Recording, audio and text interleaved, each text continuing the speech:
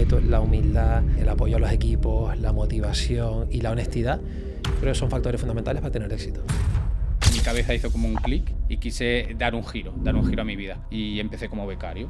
Yo tenía un buen sueldo, tenía unas condiciones muy buenas, pero al final, cuando tú trabajas para alguien, de alguna manera estás mucho más limitado, ¿no? Y si quieres llegar a determinados objetivos en un periodo corto de tiempo, pues creo que la única manera a día de hoy en España de poder hacerlo es a nivel de emprendeduría, ¿no? Que he tenido la suerte, Eduardo, que desde el primer momento Ebra Studio ha sido rentable, digamos. O sea, no he estado nunca en números rojos, digamos. Si yo tuviera que decirte ahora mismo el mayor éxito que he tenido en estos 2 años, es el equipo que tengo.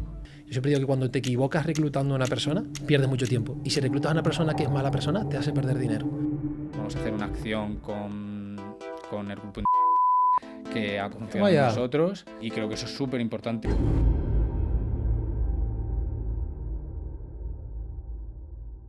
Enzo, buenos días. Buenos días. Un placer recibirte en nuestro podcast. Muchísimas gracias por la invitación. ¿Qué tal? Estoy súper contento. Para que la comunidad te conozca, ¿quién es Enzo? Soy el director y CEO de la agencia de comunicación y showroom Ebra Studio.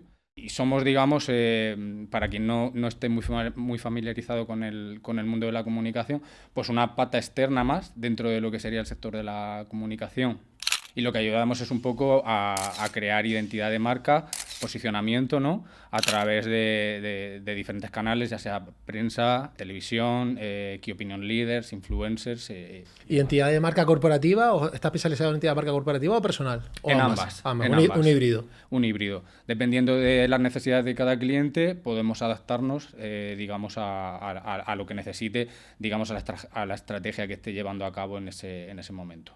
Vale. ¿Y cómo surge este proyecto? ¿Cómo es desde el comienzo, los comienzos de Enzo para llegar a lo que has llegado, a lo que has montado, ¿no? A Ebra Studio. Bueno, pues Ebra Studio surge de la inquietud, creo que del inconformismo, en el que en un momento dado de mi vida sucedieron una serie de circunstancias, tanto personales como profesionales, en las que mi cabeza hizo como un clic y quise dar un giro a mi vida. Llevaba en ese momento casi 10 años trabajando en el sector de la comunicación. Estudié Derecho, sin demasiada vocación, la verdad, por no decirte ninguna. Yo soy de origen de Lorca, de un pueblecito de Murcia, y quería salir de allí, la verdad. Y quería venirme a Madrid y la oportunidad la vi con eso. Digo, mira, pues voy a empezar con Derecho. Y bueno, fue una decisión. ¿Pero Derecho lo estudiaste en Madrid o en Murcia? En Madrid. Estudié Derecho en la Universidad Complutense y ojalá, lo que tú dices, Eduardo, hubiesen sido 5 años. 5 años se convirtieron en casi 8, porque además estaba trabajando a la vez que compaginaba la carrera. Y que el primer año, cuando vienes a la carrera el primer año, todos sabemos lo que ocurre el primer año. Bueno, estaba bastante desmotivado en el sentido de que me encontraba con una carrera que no me gustaba.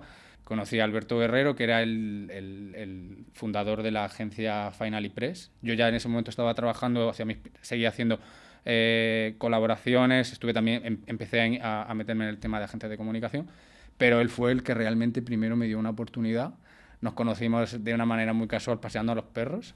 Paseando a los perros por el barrio, lo conociste a la gran oportunidad. Conseguí la oportunidad de mi vida. Se lo digo a todo el mundo, que curioso. Los perros te dan muchísimo networking. Yo conseguí ahí muchísimos contactos y uno de ellos, ya te digo, fue ya no solo mi jefe, sino que hoy día es una persona muy importante para mí. Oye, pues yo no tengo perro, ¿eh? No sé si pues vamos a tener que comprarnos un perro. ¿Va a ser networking en el barrio, en la zona? Te aconsejo que lo tengas porque ya te digo que son esas cosas de la vida, ¿no? Que me pusieron ahí y ahí lo conocí y él fue quien me dio mi primera oportunidad. Y es lo que te dice, empecé con muchísima hambre de aprender, con muchísima humildad, empezando desde cero, totalmente de becario, cobrando 300 euros. Como empezamos todos, Como empezamos todos. Pero para mí, pasar de estar haciendo algo que me tenía totalmente desmotivado a meterme en un mundo que me apasionaba y que a día de hoy es mi pasión y es mi forma de vida, pues se lo debo a él. Y empecé como becario. Ya te digo, pues haciendo todo lo que eran labores de becario, incluso de mensajero, lo que se hace, ¿no? Siendo cuando uno comienza desde cero. Pero sí que es cierto que ellos vieron en mí enseguida lo mismo que él vio cuando me conoció en ese parque de la Villa de París de aquí de Madrid. Él vio que había algo en mí, que enseguida lo desarrollé y pues creo recordar que en unos 3 meses ya me hicieron senior account, empecé a llevar yo, dirigir algunas marcas. Y eso que empezó así me llevó 8 años de mi vida, en el que acabé... ¿En qué derivó? En que derivó en eso, en estar 8 años allí, llevar en ese tiempo más de 20 marcas, tanto nacionales como internacionales. Me fui de allí llevando, creo que alrededor de 12 marcas, creo que llevaba en ese momento. Y en un punto súper dulce, ¿eh? O sea, en un punto súper dulce profesionalmente, estamos hablando de finales de 2022, en el que mi proyección ahí era muy grande, con unas condiciones laborales estupendas y con mucha proyección de que él veía en mí una figura más importante dentro de la agencia. Pero sucedieron por una serie de circunstancias personales, además muy dolorosas, de pérdidas personales en un corto periodo de tiempo de muchas personas. Luego sí que es verdad que la pandemia ha reforzado muchísimo el tema de comunicación, porque antes creo que el tema de comunicación era algo que se decía, si una empresa va mal, lo primero que se quita es la comunicación, ¿no? Siempre se ha dicho eso. Siempre se ha dicho eso. Sí. Y hoy día es todo lo contrario, porque con la pandemia lo que sí que se vio es que si no había comunicación, ¿cómo podía seguir las cosas adelante? Entonces, por ese lado, en un primer momento sí que hubo, como digamos, una fuga de que de repente las marcas dijeron, se para todo, no hacemos nada, empezaron a quitarse todas las cosas externas, pues lo primero, la agencia de comunicación, pero es verdad que en cuestión de una semana, 2 semanas, vieron que no, que lo necesitaban, se reactivó, pero eso, hombre, supuso para nosotros una incertidumbre a nivel empresa para ellos y para los trabajadores enorme. Y eso yo creo que también me resintió mucho a nivel personal, y ya fue todo lo que fue sucediendo después que hizo que ya cambiara en mí algo. No sé decirte lo que fue, porque no lo sé. O sea que durante la pandemia seguiste trabajando en este proyecto. Sí, ¿no? seguí trabajando totalmente. Ahora, incluso... es lo que tú dices, es que se reactivó todo. O sea, hubo como un crack en el que se paró todo, que pueden ser a lo mejor los primeros 30 días. A partir de ahí estaba todo el mundo cansado de estar en casa y empezaron las compras online. Exacto. Y ahí está la clave. Exacto. Quiero comprarme la mesa de ping-pong, el otro la hamaca para el balcón. Y entonces empezaron las compras online a lo bestia. Sí. Entonces ahí se reactivó todo otra vez. En la parte online, sobre todo. Y yo creo que ahí se vio lo importante al final, que era la pata de comunicación dentro de una empresa, que siempre la comunicación hemos sido siempre como un poco ¿qué están haciendo, no? Realmente, ¿en qué se traduce todo el tema? Pues sí, se traduce en muchas cosas, claro. O sea, la comunicación es un elemento imprescindible, creo, dentro de cualquier empresa. Igual que, obviamente, comunicación y marketing. Tuve un viaje muy revelador a Asturias también, en la que conocí a unos amigos también muy especiales. Esto te estoy hablando de diciembre del 2021, ¿vale? Y ya algo se empezó a cocer en mí, que quería un cambio. Nunca en mi vida había pensado que podía llegar a ser emprendedor ni que podía ser autónomo. Durante unos meses estuve ahí con esa incertidumbre, pero llegó mayo de 2022 y me senté con mi familia y de un día para otro le dije, me voy. Tengo esa inquietud por hacer algo diferente y porque también veía que aun teniendo toda la libertad del mundo para poder hacer muchas cosas, pero al final una empresa tiene sus vicios internos, ¿no? O sea, tú ya no puedes llegar a una empresa además que llevaba ya más de 20 años, tampoco podía llegar yo y querer cambiar todo de un día para otro. Y mi proyecto, o sea, lo que hoy día es Zebra Studio, era otra cosa, posicionarme en el mercado de una manera muy diferente a como están posicionadas, digamos, las agencias de comunicación. No, y que al final te da muchísima libertad porque es lo que tú dices, ¿no? Cuando trabajas para una empresa, pues hay unos estándares, unos protocolos, una historia, un background, y al final, bueno, pues no puedes tomar ciertas decisiones. Sino cuando trabajas para ti, Exacto. las decisiones las tomas tú, eres mucho más flexible. Incluso al final aplicas todo el background que has aprendido en otras compañías o lo que sea, y encima con tu mindset, que eres empresario y demás, pues tiras para adelante con todo, ¿no? Que es otra visión totalmente diferente, ¿no? Pero me gusta indagar, me gusta profundizar un poco en esta parte, porque me imagino que tenemos mucha parte de la comunidad que nos sigue que está en ese punto de, oye, estoy trabajando para otra persona, pero tengo ahí como el bicho por dentro que me está diciendo, quiero empezar, pero no sé cómo, y mucha gente perdida en este aspecto, ¿no? Sí. Y a todos nos ha ocurrido, porque a mí también me pasó, ¿no? Entonces, es importante que entiendan que esto al final, que sale, al final tú, oye, te motivas, piensas, encuentras una necesidad en el mercado y dices, creo que por aquí puedo salir y puedo tirar. Y ese aspecto creo que deberíamos profundizar, porque la gente lo valora mucho y además está buscando cómo salir, ¿no? Entonces, quiero que me expliques un poco mejor eso, ¿no? ¿Cuál es el momento del cambio? ¿Es el momento en el que dices, es ahora? Pues es un cambio en el que yo creo que también es dependiendo también el nivel también de necesidades o de ambición que tú tengas, ¿no? A nivel personal. Yo tenía un buen sueldo, tenía unas condiciones muy buenas, pero al final, cuando tú trabajas para alguien, de alguna manera estás mucho más limitado, ¿no? O sea, y si quieres llegar a determinados objetivos en un periodo de corto de tiempo, pues creo que la única manera a día de hoy en España de poder hacerlo es a nivel de emprendeduría, ¿no? Y luego, sobre todo eso, que en mí comenzaron a aflorar esa necesidad de hacer algo diferente. Y eso fue un poco lo que creó en mí esa necesidad. Ya te digo, o sea, en mayo comuniqué que me iba, estuve hasta finales de septiembre trabajando con ellos. Ahí ya durante ese periodo de tiempo surgió mi primera marca, que confió en mí cuando este mundo al final es muy pequeño, y desde la dirección de comunicación de la firma P. de Paola, que es una firma de joyería, ¿sí?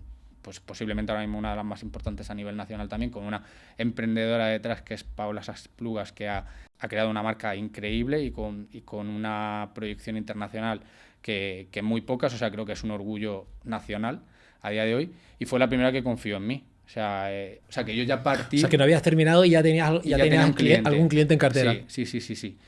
Lo primero que hice con ellos fue la apertura de su tienda aquí en el barrio de Salamanca, que era la primera flagship en Madrid, ¿sí? Que fue un éxito brutal.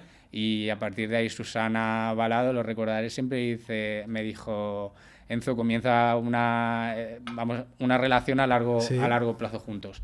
Y fue el primer cliente que le tengo especial cariño. Para mí es una de las... El primer cliente siempre tiene mucho cariño. Es uno de mis ojitos, todos son ojos derechos en la oficina, pero ellas tienen ese valor muy especial porque fueron los primeros. El primero no se olvida, ¿no? Que te da la oportunidad siempre. Y sobre todo los primeros que me dieron la oportunidad ya de poder montar una oficina, que he tenido la suerte, Eduardo, que desde el primer momento Ebra Studio ha sido rentable, digamos, o sea...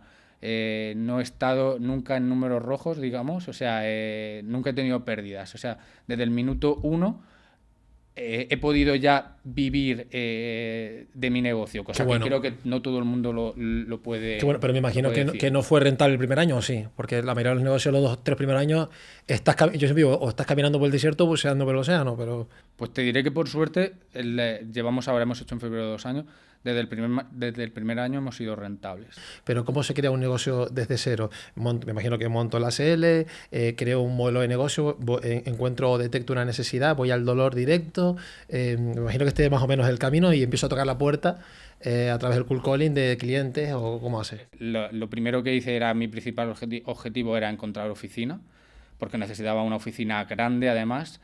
Yo no quería comenzar, llevaba muchos años trabajando, y claro, tenía amigos del sector y demás, me decían, bueno, pues puedes empezar en un coworking, ¿no?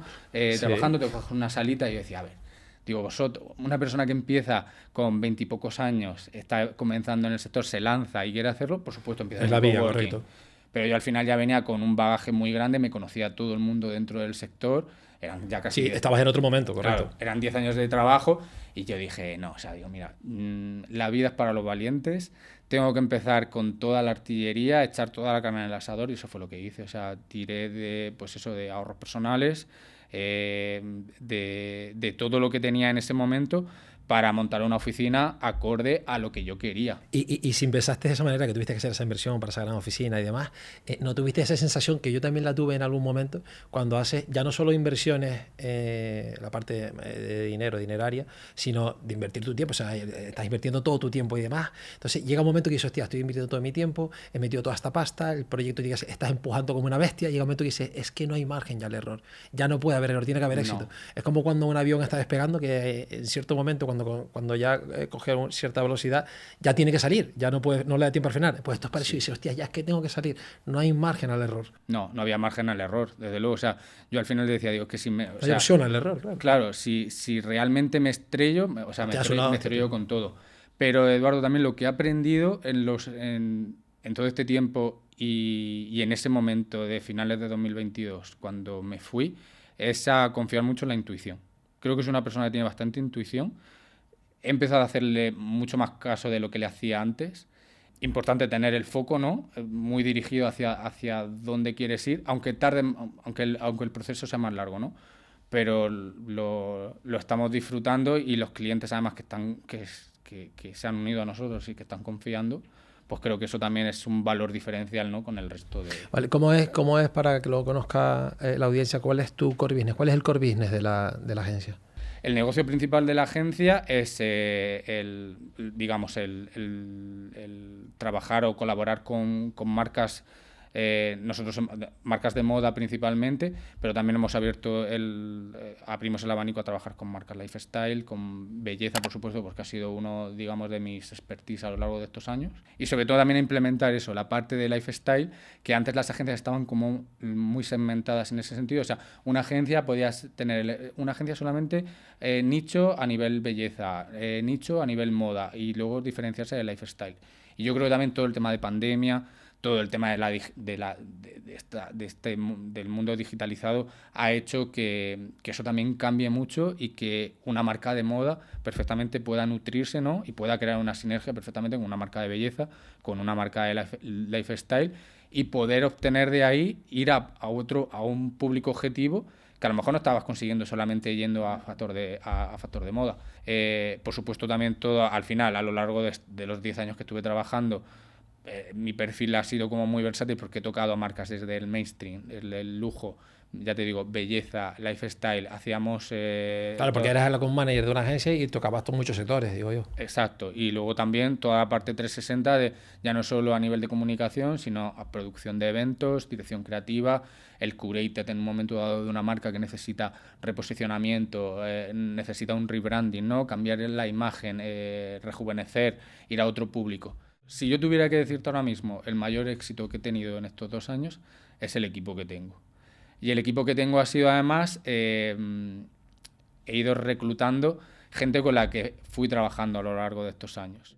Pero también está el otro lado, que también tiene que conocer la gente cuando no hay éxito, ¿no? Cuando contratas a una persona y no funciona, el momento de despedir a una persona que es realmente duro. Sí. Porque, mira, en la mayoría de los casos, cuando tú despides a una persona, hay mal rollo, hay tristeza, hay pena. Sin embargo, cuando el empleado o un miembro del equipo se va de la empresa, no pasa nada.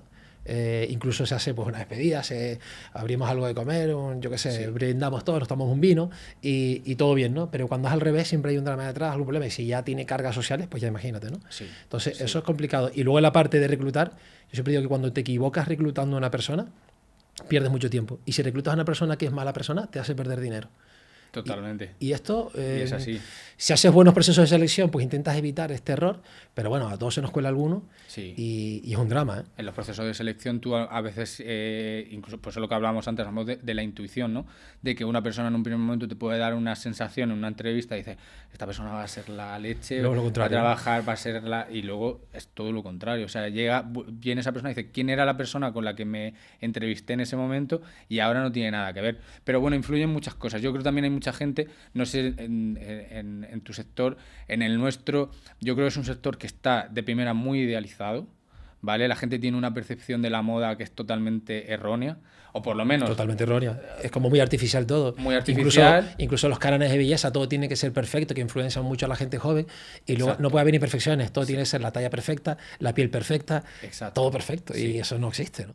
Somos obreros de la moda, que también me gusta mucho decirlo, que en un momento dado tienes que coger cajas, tienes que montar eventos, tienes que montar un andamio, o sea, es que tienes que ser un perfil muy versátil y sobre todo te tiene que gustar. Entonces, claro, luego llega mucha gente que se decepciona, ¿no? Se decepciona. Y luego también es un poco dependiendo de la gente que tengas a tu alrededor. Yo recuerdo una becaria que tuvimos, no ahora, sino hace muchos años, que estaba estudiando un máster de moda y demás, y vino a la oficina, pues empezó haciendo de becaria, ¿no? Como todo el mundo, y haciendo labores, pues a lo mejor desde preparar un shopping, planchar, lo que tuviese que hacer. Y recuerdo que el primer día vino, se fue, y por la tarde su padre llamó a nuestra jefa y le dijo que su hija no había estudiado una carrera y un máster para coger cajas. Claro, cuando probablemente el empresario que la ha contratado ha cargado muchas cajas. Exactamente. Ahí está, porque y sigue cargando. Yo creo que un aspecto común o un factor común de todos los empresarios, habrá excepciones. Sí, el que hereda una compañía que factura muchos millones de euros, vale, correcto, a lo mejor no está en ese nivel. O incluso sí, porque a lo mejor su padre le quiere dar una lección, ¿vale? Pero yo creo que todos los empresarios, o vemos cada uno en su sector, pues el que pues trabaja en la moda, pues ha cargado cajas cargando trajes. Yo, por ejemplo, que me dedicaba a la gestión de viviendas turísticas y vacacionales, cuando no tenía medios para contratar a un personal de mantenimiento, hacía incluso hasta labores de mantenimiento, lo que haga falta para que el negocio salga adelante. Sí. Es que lo que hablamos antes, no hay margen al error cuando ya he invertido todo mi dinero y mi tiempo, esto tiene que salir como sea. Entonces, bueno, ese espíritu de sacrificio en los comienzos es... Y que no sé si piensas lo mismo, pero yo creo que el empresario es el primero que tiene que dar ejemplo, digamos, a sus trabajadores, ¿no? O sea, tus trabajadores también te tienen que ver a ti igual de implicado, ¿no? O que en un momento dado te tiras al barro, igual que ellos, al final es tu negocio, ¿no? Ellos al final son una persona externa que está trabajando para ti, pero que ellos se supone que cuando deben de salir de la oficina, ellos hacen sus horas, se van y la responsabilidad es tuya. Pero yo creo que es súper importante que la gente con la que trabajas te vea que tú eres por supuesto, eres el líder o eres el jefe, pero que te vean como una persona más también del equipo y que estás igual de implicado y de que te tiras al barro, como te digo, igual que ellos. Totalmente. Yo, por ejemplo, tengo mucha suerte porque yo tengo mi equipo enchufadísimo. Yo tengo un equipo muy, muy enchufado y de hecho muchas veces están más ellos encima de mí que yo de ellos, ¿vale? Sí. Y la verdad que ahí tengo mucha suerte. También participo en el 99% de los procesos de selección. Participo, me gusta saber con quién trabajo, ¿vale? Pero bueno, sí es verdad esa parte de que yo siempre estoy presente a cualquier hora del día y les doy el ejemplo del sacrificio y el esfuerzo para seguir luchando. Y de hecho muchas veces me dicen, nosotros tenemos un CRM en el que nosotros estudiamos todas las tareas y proyectos de cada una de las empresas que dirijo y a veces dicen, mi jefe es que está tarado porque a las 11 de la noche, a las 10 de la noche le están llegando a todos input de tareas, proyectos y demás, porque a la noche es cuando estás más relajado y más tranquilo, ¿no? Tarde-noche, yo por ejemplo me paso todo el día trabajando, a lo mejor a media tarde me voy al gimnasio y luego vuelvo a casa, después de estar en el gimnasio, con las ideas más claras, mucho más tranquilo porque ya no tengo como por la mañana que son horas operativas y te entran 40.000 llamadas, ¿no? Sí. Entonces a la tarde-noche tienes tiempo para proyectar, para pensar decisiones ya estratégicas, ¿no? Entonces ahí se me empieza a sentar la bombilla y empiezo a mandarle al equipo. Viene la inspiración por la noche. Ahí está, viene la inspiración. Cuando quieres dormir y dices, joder, claro. Yo siempre siempre tengo una libreta como para apuntar cosas por la noche, por si me viene algo, porque luego a veces se te olvida. Luego dices, ¿qué voy a pensar? Y se me olvida. Pero sí. Yo lo dejo anotado siempre en el CRM, en proyectos y cosas, y entonces se lo comparto al equipo, que al mencionarlo siempre les salta al día siguiente cuando están entrando y dice, ya está Eduardo aquí con sus proyectos y sus cosas a cualquier hora. Pero sí, esa hora para mí es muy productiva, porque estás más tranquilo, ¿no? Sí. Es como... Totalmente. Pero bueno, sí, para una de las claves para mí es esa, que tengas el equipo totalmente enchufado, ¿no? Y que además vayan a la misma línea. O sea, al final el empresario siempre es al final lo que tú dices, el que tira del equipo y inculcas unos valores, unos principios, unos objetivos y al final necesitas que el equipo vaya a la misma línea para ir todos remando en la misma dirección, ¿no? Ahí es donde se consigue el éxito. Y sobre todo delegar, que es algo que a mí es todavía creo que una de mis asignaturas pendientes. Creo que lo iré, es súper complicado delegar porque soy una persona que muy controladora, como muy detallista, o sea, a veces de forma enfermiza incluso. Me imagino que tendrás la sensación de que nadie hace las cosas no mejor que tú, porque hay gente, yo tengo miembros en el equipo que aportan en algunos conceptos mucho más valor que yo, porque tienen, al final son aspectos de nicho y tienen mucho más conocimiento que yo y son más inteligentes que yo, pero sí es verdad que tú tienes esa parte de que al final eres el empresario, esto tiene que salir adelante o cualquier proyecto, entonces estás empujando como una bestia y entonces esa filosofía se la inculcas a tu equipo, ¿no? Y sobre todo cuando tienes una percepción, ¿no? O tienes una idea tan clara de lo que quieres, ¿no? O de cuál es la imagen, ¿no? Lo que tú quieres enfocar. Trasladarle lo que quieres. Que claro, al final es imposible que lo hagan siempre como tú lo harías, porque eso solamente lo sabes tú. Pero creo que es algo súper importante, es algo que estoy aprendiendo y que estoy trabajando mucho. Hay que trabajarlo, delegar. Yo, por ejemplo, me pasa mucho cuando tengo proyectos tecnológicos, por ejemplo, vamos a montar un infoproducto, un producto digital. El equipo tech me cuesta muchísimo porque, claro, yo el producto digital lo tengo en la cabeza. Pero yo ahora tengo que ir a la experta, por ejemplo, a Daniela, que es nuestra desarrolladora UX/UI, a decirle, oye, lo que tengo en la cabeza tienes que tú bajarlo a tierra, tienes que diseñarlo, que ese es el camino, ¿no? Yo lo tengo en la cabeza, se lo transmito al equipo UX/UI, el equipo UX/UI monta el infoproducto, el producto digital, se lo pasa a los desarrolladores lo montan y a partir de ahí pues tienes como un MVP, ¿no? ¿no? Sí. Pero ese es el proceso. Entonces, esa parte me parece súper complicada de transmitirles lo que yo tengo en la cabeza, lo que estoy pensando al equipo para que luego el infoproducto o el producto llegue a lo que tú considerabas que era lo correcto, ¿no? Sí, total. Y que al final es un hecho que delegar es la única manera también de que tú puedas, de que la empresa pueda seguir creciendo. Eso es que es impepinable. Es impepinable, esa es la clave. Y tienes que trabajarlo mucho porque a mí me pasa cuando empiezas a delegar, cuando la empresa empieza a crecer, hay un momento en el que te das cuenta que tu empresa no empieza a crecer, sino está creciendo mucho cuando entras por la oficina y no conoces a una persona. O te hacen una llamada y se presentan y te dicen, oye, soy fulanito de tal, y ya te das cuenta que hay parte de tu equipo que no conoces. Ahí es cuando dices, esto está creciendo demasiado y estoy aprendiendo a delegar. Bueno, ojalá, yo todavía no llega a ese momento, pero espero llegar también. Sí, está guay. Y al final te encanta porque a mí me gusta compartir mucho tiempo con mis equipos, pero es inevitable que a veces ya no puedes, ¿no? Tienes que delegar. No, y eso dice mucho de que al final de que hay una confianza plena en el equipo, de que incluso ya pongas en sus manos, ¿no? que alguien empiece a trabajar sin que tú realmente lo conozcas. Correcto. Entonces, ¿cómo son los canales de adquisición de una agencia como la tuya? ¿Cuáles son los canales de adquisición? ¿Cómo te entran a ti los leads de tus clientes potenciales? Pues igual que es un sector peculiar, también a la hora de entrar clientes también es algo como muy peculiar, porque aquí no hay una ciencia exacta en el sector. Es verdad que es un sector que creo que influye mucho los contactos que tengas. Hay gente que se sabe vender muy bien y te sabe vender cosas que luego realmente no las llevan a cabo, ¿no? Pero los canales pueden ser, pues, desde que para nosotros un canal muy importante es Instagram, ¿no? O sea, porque ahí es donde volcamos un poco, donde está todo nuestro portfolio, donde volcamos todo lo que hacemos o intentamos más o menos volcar. LinkedIn también hemos visto que es una herramienta que funciona fenomenal. A nivel corporativo es muy potente LinkedIn. Sí. El Navigator también es una buena herramienta, bueno, sí. Y luego al final, sobre todo, es el boca a boca. El boca a boca es un sector en el que funciona muy bien. El boca a boca funciona mucho porque al final es un sector relativamente pequeño en el que también nos conocemos todos. Entonces al final todos sabemos más o menos lo que el otro está haciendo y es la manera de que las marcas se puedan fijar en ti y te den un poco la oportunidad de... Sí, y acuérdate que antes lo comentamos, que el boca a boca funciona muy bien, es como que vas ampliando tu telaraña de contactos, ¿vale? Uh-huh. Y Madrid, por ejemplo, que lo hemos hablado, funciona mucho para esto, no lo mismo estar, por ejemplo, en Murcia o en Tenerife, que al final son territorios más pequeños, que en Madrid, que al final es la capital, y estamos hablando de una capital en la que hay mucho business, mucho negocio y te da la posibilidad de tener muchos contactos, ¿no? Entonces, en cuanto a eso, a mí hay un aspecto fundamental que es cuando empiezas a ampliar la telaraña de contactos, empiezas contactos y uno a otro. Pero sí es verdad, que lo hablábamos antes, que los contactos pueden ser para bien o para mal. Si haces muy bien las cosas, la telaraña empieza a crecer de manera exponencial y de manera muy positiva, pero si haces mal las cosas, el mercado es muy democrático, también te saca fuera enseguida. Oye, si con esta persona he trabajado, me va muy bien, si empiezas a tener todo este tipo de referencias, te empiezan, valga la redundancia, a referenciar a otros, pero si te va mal, también es muy democrático, te vas fuera enseguida. Entonces, esa sensación de, oye, voy a iniciar este proyecto, ¿será suficiente? ¿No? ¿Tuviste esa sensación de miedo o de decir, hostia, y si me doy una hostia? La tuve desde un comienzo porque siempre lo he dicho, que yo soy mi peor enemigo. Siempre. ¿Pero porque eres muy exigente o porque...? Porque soy muy exigente. Sí. Soy muy exigente conmigo mismo y muy duro conmigo mismo. Siempre. En todos los ámbitos de mi vida lo he sido. Pero, igual que estábamos hablando hace un momento, que estoy trabajando o he trabajado lo de delegar, ¿no? También en este tiempo me ha servido, creo que un aprendizaje que he tenido mucho es a eso. Ese síndrome del impostor, ¿no? Dejarlo a un lado, intentar dejarlo el máximo tiempo posible a un lado, confiar en lo que estoy haciendo, confiar en... Y vuelvo otra vez a la intuición, ¿no?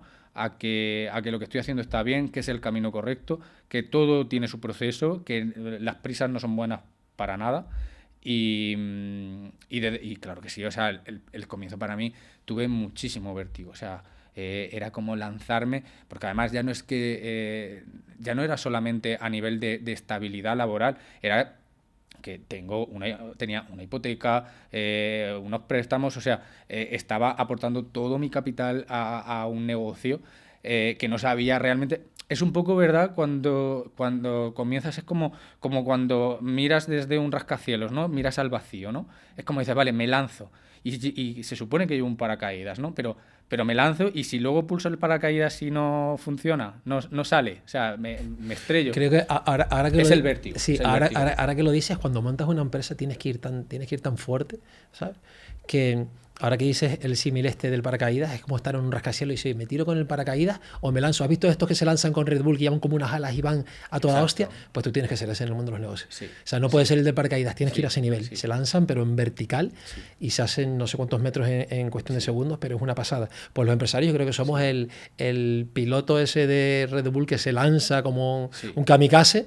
Al final no hay tantos empresarios, no hay tantos emprendedores. Porque ese justo momento del vértigo es muy jodido. O sea, ese momento de que sientes el vértigo real es cuando dices, es que me voy a lanzar a una cosa que no sé qué va a pasar. Es la incertidumbre, ¿no? Y ahí es la diferencia, ¿no? De la gente que se lanza y la que no, y la que sigue donde está trabajando, ¿no? Pero lo que tuve muy claro ya desde un momento es que dije, no me quiero quedar con el easy. ¿Y si lo hubiese hecho? No, digo, y también lo decía, digo, pues si no funciona, pues volveré con toda la humildad, ¿no? Volveré a llamar a puertas, volveré a llamar a lo mejor donde estuve. Y doy dos pasitos para atrás y vuelvo. Y no pasa nada, y creo que puedes volver, si tú has dado todo de ti, no has hecho daño a nadie, lo has hecho desde la humildad, desde el respeto, pues qué mejor manera. Respeto, humildad y honestidad creo que son unos factores importantes que tenemos la mayoría de los empresarios que nos hemos hecho a sí mismos desde pequeños, desde que nos iniciamos. Sí. El respeto, la humildad, el apoyo a los equipos, la motivación y la honestidad creo que son factores fundamentales para tener éxito. Exacto. Justo. Y si eres una persona honesta en el mundo de los negocios, pues te va a ir lejos. Y si no, lo hablábamos antes, el mercado es muy democrático y te saca, ¿no? Pero creo que es uno de los factores fundamentales. Justamente, además, en el momento en el que yo me lancé, ¿no? Ha habido como una ebullición y un lanzamiento de muchísimas agencias, o sea, muy pequeñitas, tanto a nivel de marketing digital, redes sociales, incluso también algún showroom. Entonces, la diferenciación yo creo que al final es el expertise. Un PR, digamos, un relaciones públicas, que al final es lo que yo soy, a lo que me dedico, el valor que tienes, tanto vales por los contactos que tienes, ¿no? Y creo que es un sector también, igual que te decía antes, el tema de los showrooms, que ha sido un poco cajón desastre, es un sector también, en cierta manera, y que se me entienda lo que voy a decir, un poco intrusivo también en algunos aspectos, porque de repente llega como gente de muchos ámbitos, ¿no? Y piensan que todo, o sea, hay una creencia general de que todo el mundo puede dedicarse a la comunicación y todo el mundo puede dedicarse al marketing, y si uno es un poco, digamos, charlatán, y no es así. O sea, creo que... Como digo yo, el empresario se hace o se nace, o el marketero se hace o se nace, ¿no? Exactamente. Sí. Y creo que hay que tener un poco también, por supuesto, de preparación, y no todo el mundo está preparado para trabajar en una agencia, ni trabajar en marketing, ni trabajar en comunicación. Y entonces sí que es verdad que ha habido como una ebullición enorme de agencias y luego una ebullición de mucha gente muy joven. O sea, gente muy joven que, por supuesto, claro, gente muy nativa ya en el mundo digital, que por supuesto puede controlar toda esa parte, pero luego hay otra parte también que tienes que controlar internamente, que es eso, pues es un mundo, ya te digo, de contactos, y tu valor depende de eso. Y los resultados que puedas obtener para tus clientes dependen totalmente de eso. Totalmente. Si eres un PR, la parte más importante son los contactos. Lo que hablábamos antes, la telaraña de contactos que vas ampliando y te va generando negocio, ¿no? Exacto. Retos, vamos a ir con el tema de los retos para lo que queda de año y el próximo año. ¿Cuáles son los retos de la marca y de la agencia? Pues los retos son seguir creciendo, por supuesto. O sea, es seguir captando clientes de una manera sostenida, ¿no? No quiero crecer de una manera súper exponencial y que tampoco podamos abordar, porque al final creo que lo que hablamos de un trabajo de excelencia y de ofrecer la mayor calidad a los clientes con los que estamos trabajando, y y seguir, yo creo que sobre todo seguir creciendo, seguir ampliando esa plantilla. Sí, y sobre todo seguir lo que tú dices, ¿no? Marcando los steps en el tiempo adecuados para tampoco morir de éxito, ¿no? Lo que tú dices, ¿no? Justamente. Que es una parte complicada de saber medirlo, ¿eh? Sí, eso es muy complicado porque ahí entra ya también, pues eso, todo lo que digamos a nivel facturación, cuando ves que... Nivel financiero, nivel estratégico, en plan, oye, ¿y si lanzamos este proyecto? ¿Financieramente estamos preparados para esto? Sí. Necesitamos financiación externa, como es una parte estratégica de saber, oye, si me lanzo no me doy una hostia, ya tengo el background necesario, tengo la estructura necesaria, ¿no? Exacto. Por eso te decía también, pues eso, la manera de crecer de forma sostenida y pudiendo abordar digamos, todas las acciones, ¿no? Y todos los partners con los que podamos trabajar, pero que que podamos realmente asumir el servicio, ¿no? Que podamos trabajar y ofrecerle un servicio de calidad y bueno, esos son un poco los objetivos. Ahora también nos pillas ahora también en un momento en el que estamos cerrando cosas como muy importantes, que están algunas ya cerradas y otras por cerrar, pero bueno, sobre todo una muy importante es que vamos a hacer una acción con el grupo Inditex, que ha confiado en nosotros y creo que eso es súper importante, es un hito totalmente ahora mismo para la agencia y para la marca, porque que un grupo como es Inditex, que es el grupo en el que creo a nivel nacional más importante, bueno, a nivel nacional e internacional, es uno de los grupos, es uno de los gigantes, ¿no? El referente de la moda del mundo, ¿no? Referente en la moda, sí. Que ya se haya fijado en una agencia tan joven como nosotros, que siempre lo digo, somos una agencia joven, pero con un equipo totalmente senior y con un bagaje impresionante. Pero bueno, eso es un peaje también que he tenido que pagar y que he tenido que asumir en este tiempo, de que da igual también por muchos años que hayas estado trabajando, sobre todo para las empresas grandes, cuando empiezas de cero, eres como siempre un junior, ¿no? Es como que partes de cero, da igual el expertise, da igual todo lo que tú puedas ofrecerle. Y cuando empiezas a tocar en las puertas y eres nuevo, sí, es muy complicado. Sí, te conocemos, pero claro, acabas de empezar, es que... Probablemente si estás tocando puertas, ¿cuántas puertas te abren? ¿Una de cada 100? ¿Una de cada 50? Pues no sé exactamente, pero posiblemente los tiros vayan por ahí, entonces la primera parte es complicada. Posiblemente una de las partes que vi que no tenía mucho sentido al principio era como intentar te ponías en contacto, no tocar a puerta fría, muy rara vez funciona, es lo que tú dices, puede funcionar una de cada 100. Tiene que haber algo detrás. Y ahí en el marketing hay que cambiar las estrategias, generar inbound marketing para que el cliente venga a ti, no vayas tú al cliente. Exacto. Eso me parece una de las claves más importantes a la hora de la estrategia de comunicación de la empresa. Exacto. A nivel corporativo. Sí. Correcto. Oye, pues muchísimas gracias por todo, Enzo. La verdad que ha sido una historia acojonante. Sé que vas a tener mucho éxito por el mindset y la motivación que tienes. Muchísimas gracias. Así que esperamos verte pronto, de nuevo el próximo año, quizás con nuevos retos y que nos cuentes todo ese crecimiento. Seguro que sí. Gracias. Un placer. Por todo. Si te gustó esta entrevista, dale a la campanilla y suscríbete para ver muchas más. Me gustaría que me dejes en comentarios con quién te gustaría que me siente la próxima.